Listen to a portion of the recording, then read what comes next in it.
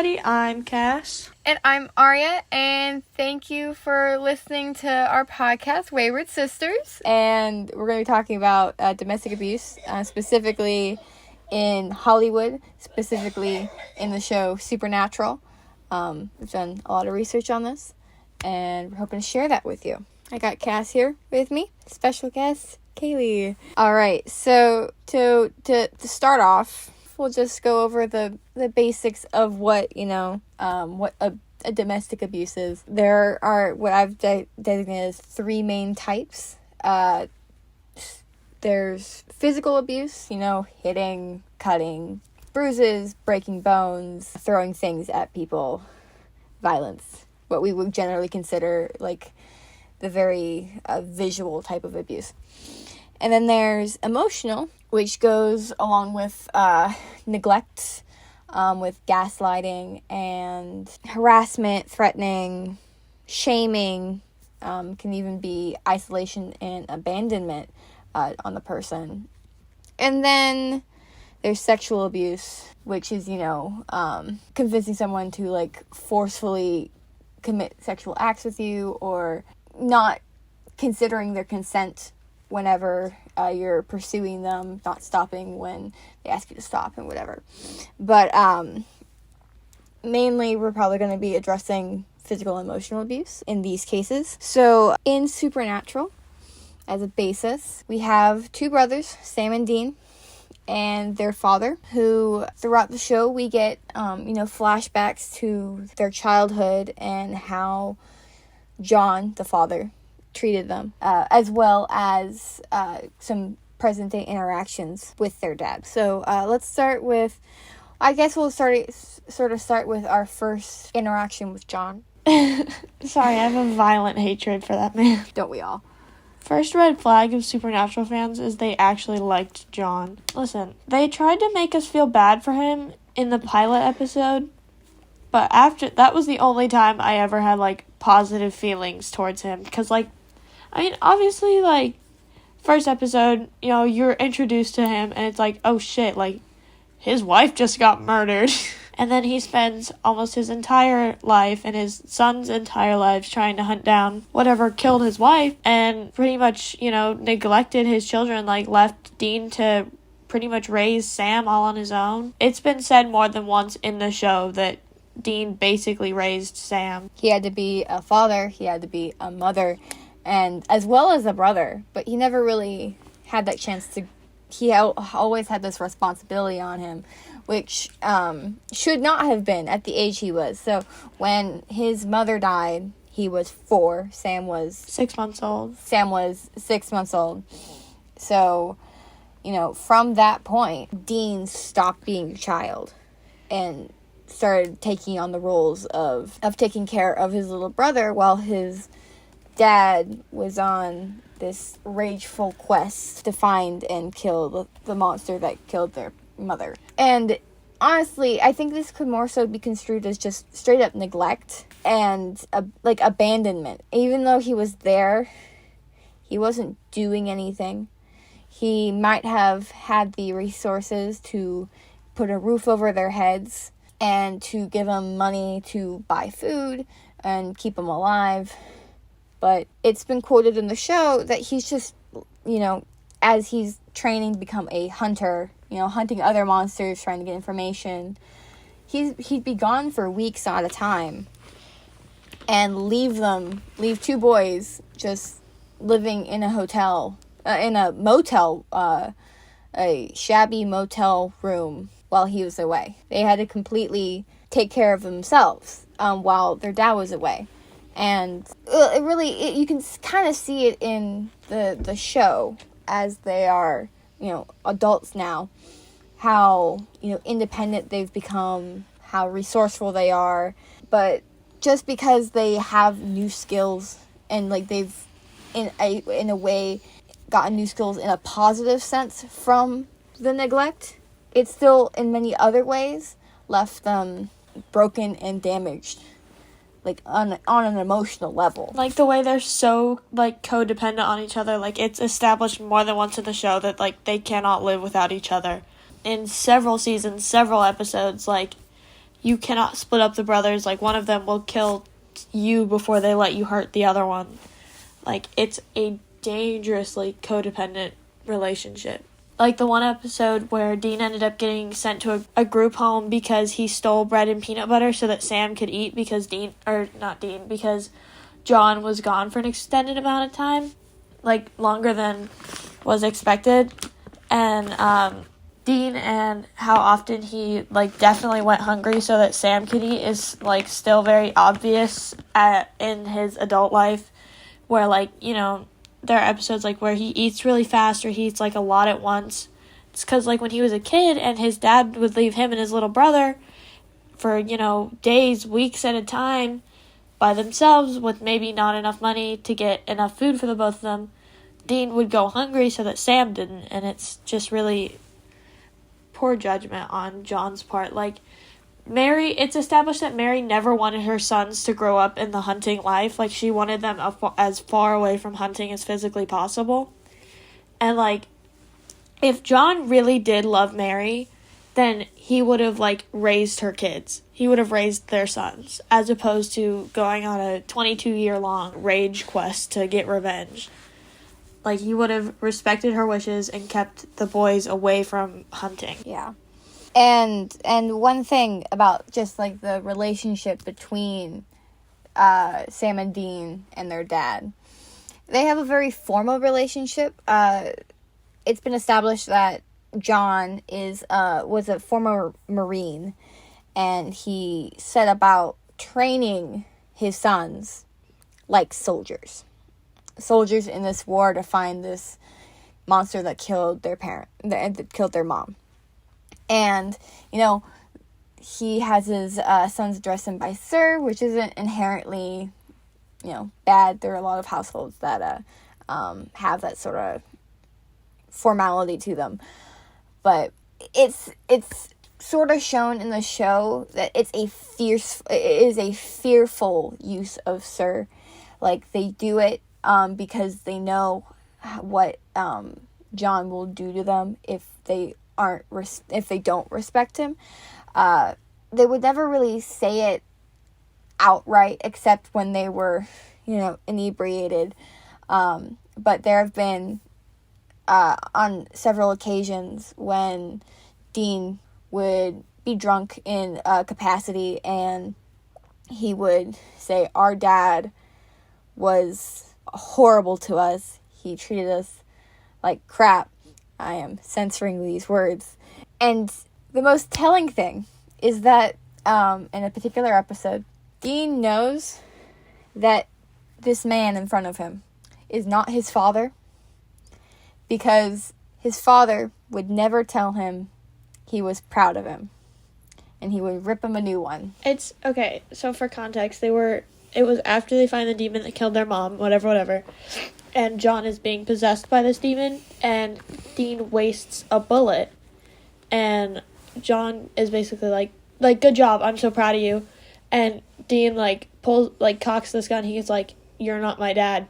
But my dad would not be proud of me for wasting a bullet. He'd tear me a new one." And then, Sam is very obviously John's favorite child. Like, very obviously John's favorite. And there's a scene where after Sam and John got in a really bad, argument/fight, just had been going at each other, and Dean, breaks it up, and they go to get in the car to go drive somewhere, probably to their next hunt. John was like, "Dean, clean up the rims on your car. I wouldn't have given you the damn thing if I knew you were going to ruin it." And it's just, one of those examples that, Dean is very clearly his punching bag, because Dean's automatic response is, "Yes, sir. I'm sorry. It won't happen again." And I think it's especially once, once John realizes he can't use Sam as that punching bag, because Sam has been removed from the, very, yes, sir, no, sir, whatever, military regiment that was living with his father his whole life, and it was, off at college and whatnot. He realized, I can fight back with my dad. So when John realizes that he doesn't have that much power over Sam anymore, it just, goes to the next level with Dean and just, beating him down, verbally. Yeah, and going back to the whole codependent relationship, Dean's whole purpose was to protect Sam. And that also meant protecting him from his father. And obviously, Sam has always been his father's prized child. And like you said, Dean was always the punching bag. But it's this, you can see it later when they're interacting. Dean would do anything for his brother. He would get between his dad, who he fears more than, like, he genuinely fears his dad, to protect Sam. And you can tell it, like, this one scene, it goes completely against everything, like, in him.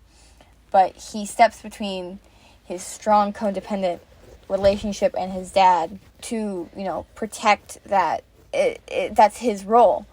But it speaks to the whole twisting of his mind that he had to go through as a child, where he had to be obedient to protect both of them.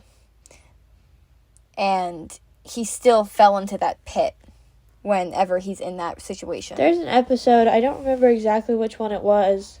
I think it was one of the Christmas episodes. The episode that, young Sam and Dean, and Dean got the Samulet.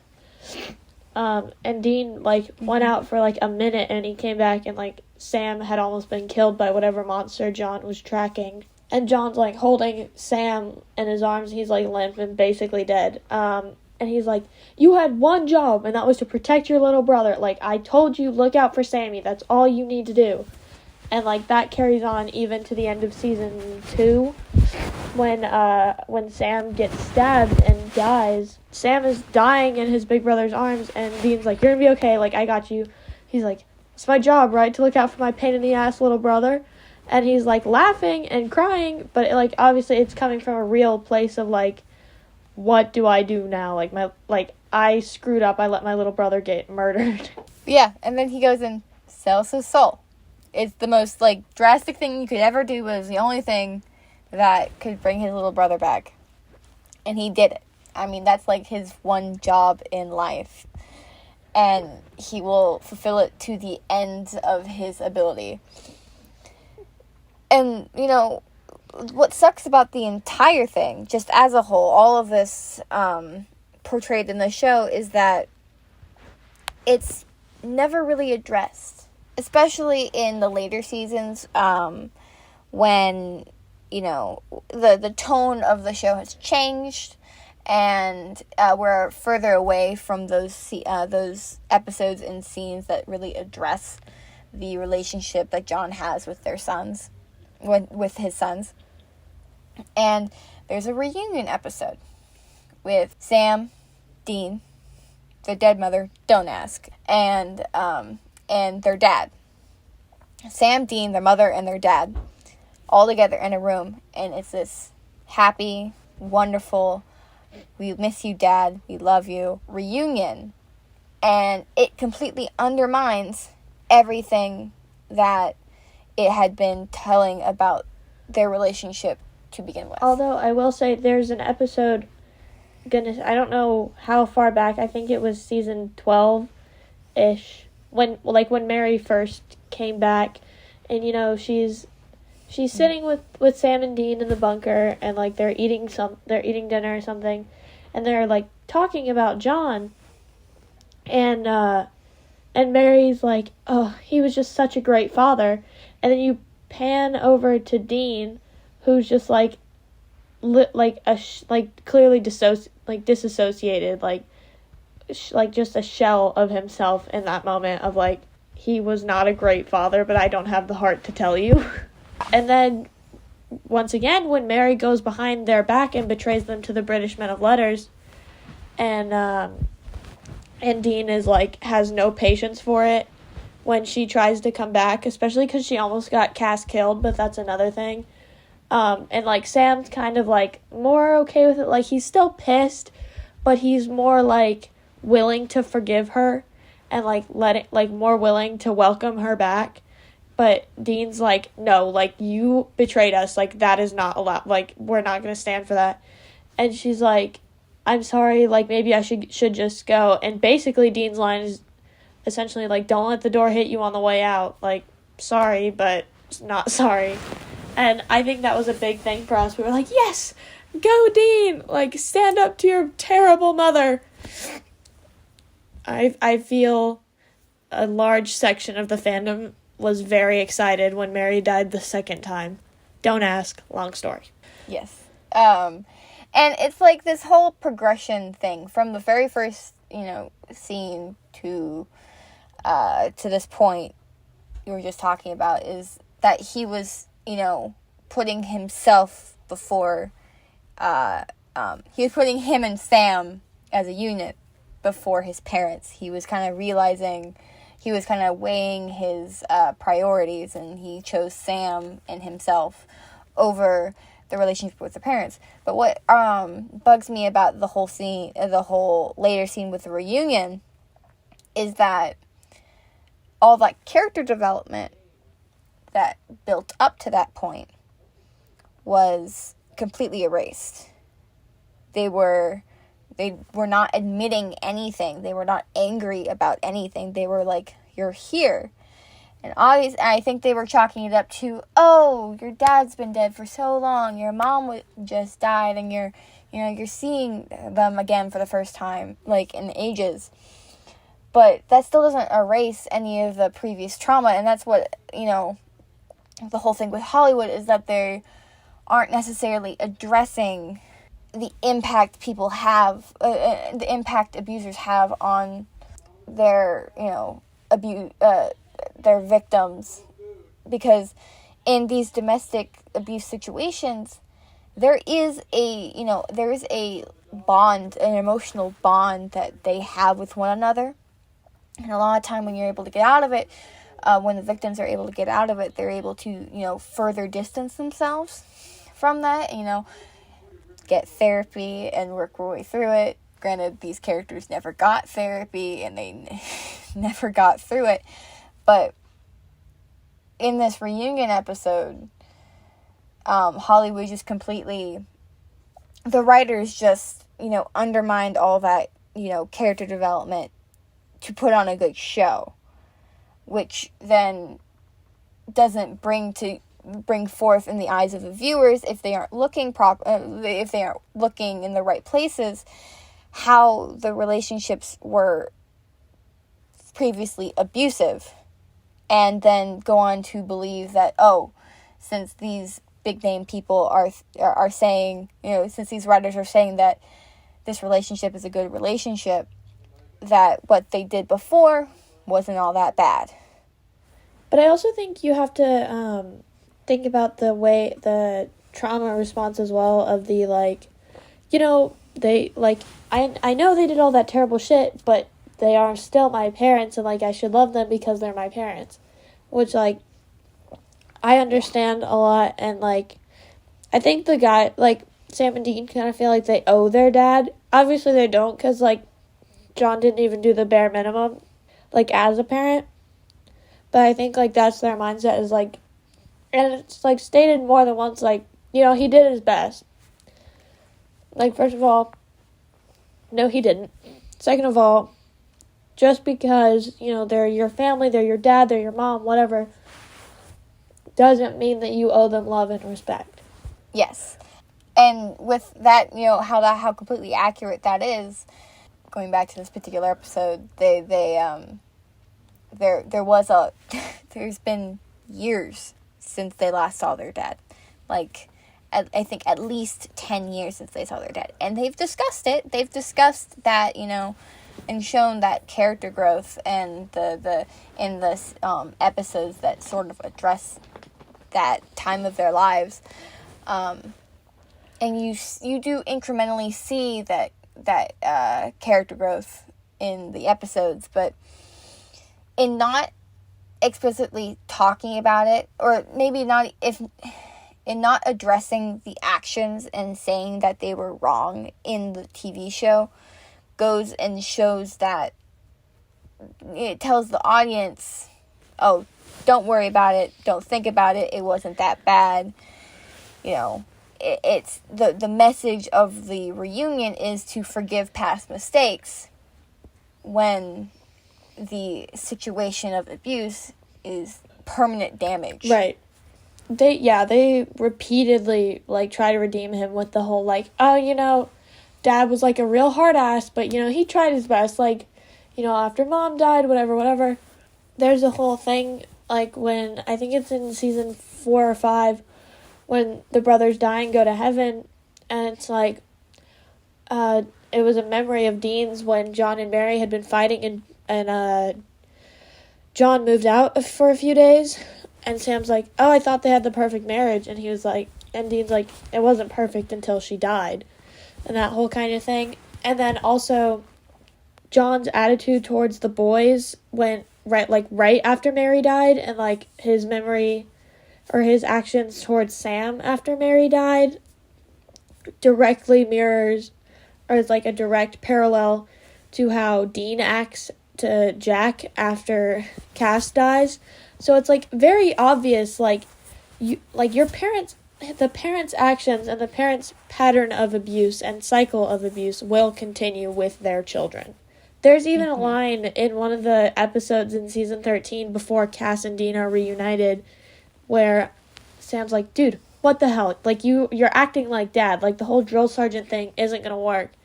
And Dean's like, it worked just fine for me. And Sam's like, well, it didn't work for me. And it might not work for Jack. Like, you don't need to be so hard on him. It's not the kid's fault that Jack died. Or not Jack, Cass. Yeah. And I think, and they both, like, show two very different reactions to being raised by an abusive parent.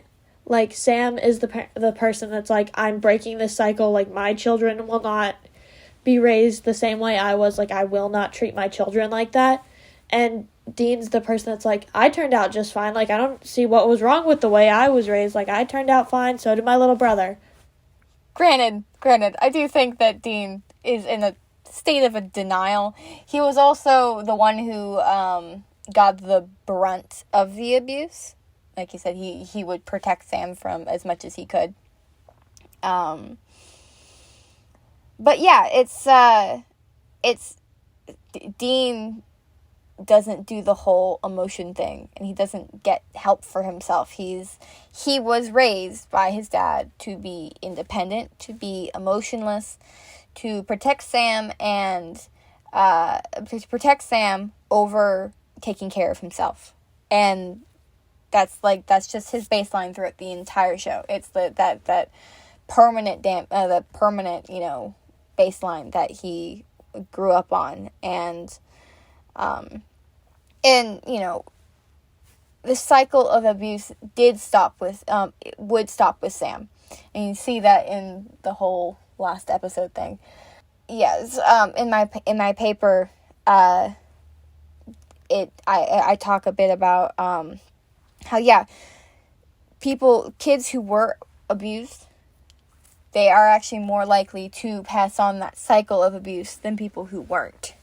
And while a majority of them, like Sam, wouldn't carry on that cycle, Dean is obviously one of those people who never worked through his problems, who doesn't want to admit the errors of his parent in order to change how he acts in that situation himself. Right, and, like, much like, I think it's also how John, like, trained him, but, like, all of his negative emotions, he, like, resorts to violence. Like, his whole thing is, like, I'm angry, I need to go kill something. And, like, in 15, 18, he's starting to feel that, like, remorse now that he knows, like, his life and Cass's life is on the line. Like, for real this time, like, someone's gonna die.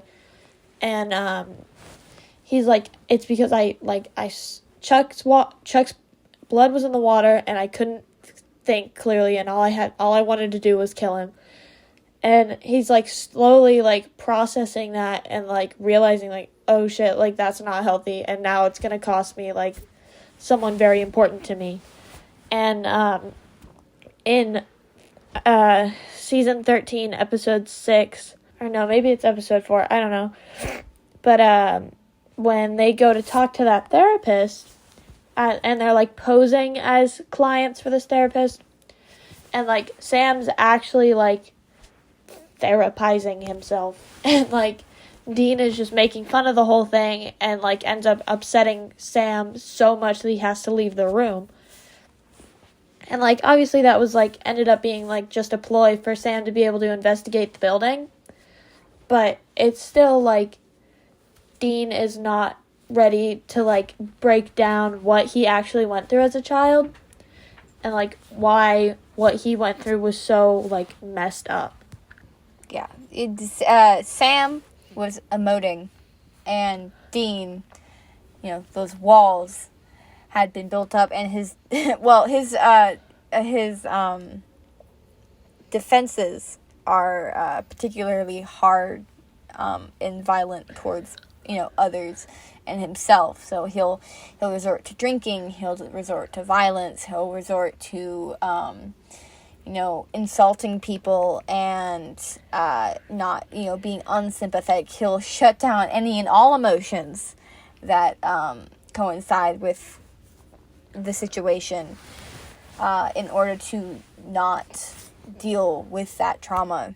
Like, a lot of times, especially after, like, something happens with, like, with Cass or someone just very important to him, like, we see, like, his alcoholism, like, go up to 11. Like, he is constantly drinking.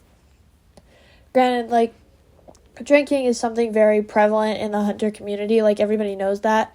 But even, like, season 4, after Dean experienced the trauma of, like, being in hell and, you know, like, refuses to talk about it because, you know, he refuses to let anybody believe that something's wrong. And, like, even Sam was like, dude, like, you have been drinking, like, a lot more than normal. Like, we need to talk about this. Like, you need to tell me what happened while you were in hell so we can work through this and you don't drink yourself into an early grave. And, like, after 15, 18, and, you know, Cass is dead, like, for real this time, like, we see Dean in the next episode passed out on the floor using a whiskey bottle for a pillow. It's, like, every time he experiences, like, big negative emotions, he, like, just goes straight to drinking because that's all he knows how to do. Yes, yeah. And it's one of those just prominent things of that a lot of people who have experienced trauma, and that includes a lot of people, a lot of child abuse victims. It's that common thing that they resort to. It, you know, alcohol, you know, allows you to escape in that way. And I can personally say I do know at least one person who has dealt with abuse in that way. In my family and in just my life. And it's a real thing. And that's just to say, you know, just to wrap things up, is that the show is actually, you know, fairly accurate on the points of, you know, how the trauma affected them as people. We can see that in the research and how that is paralleled in the show.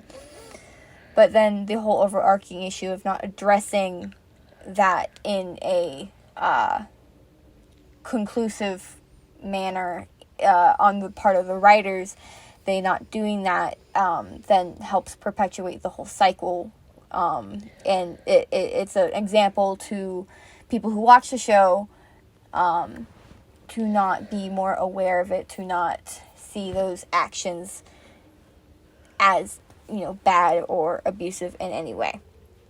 So, thank you for listening. If you even got this far, thank you. Make sure to check us out on our social medias, on Instagram and Twitter at Wayward Sisters Pod.